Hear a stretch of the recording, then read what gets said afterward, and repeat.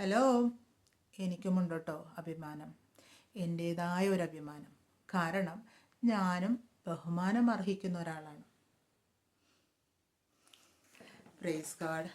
നമ്മുടെ ജീവിതത്തിൽ ഒരുപാട് കാര്യങ്ങൾക്ക് നമ്മൾ വില കൊടുക്കാറുണ്ട്, ശരിയല്ലേ? നമ്മുടെ ബന്ധങ്ങൾക്ക് നമ്മൾ വില കൊടുക്കാറുണ്ട്, മറ്റുള്ളവരുടെ അഭിപ്രായങ്ങൾക്ക് നമ്മൾ വില കൊടുക്കാറുണ്ട്, മറ്റുള്ളവർ നമ്മളെ എങ്ങനെ കാണുന്നു എന്നതിന് നമ്മൾ വില കൊടുക്കാറുണ്ട്.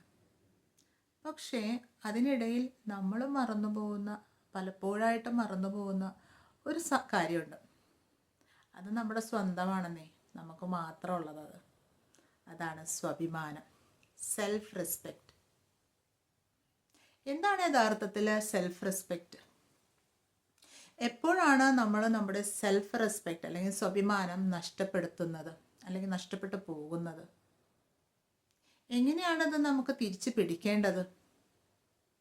ഇതിനെക്കുറിച്ച് ഒരു ചെറിയ സീരീസ് ചെയ്യാൻ ആഗ്രഹിച്ചു കൊണ്ടിട്ടാണ് കേട്ടോ ഞാനിത് തുടങ്ങിയിരിക്കുന്നത്.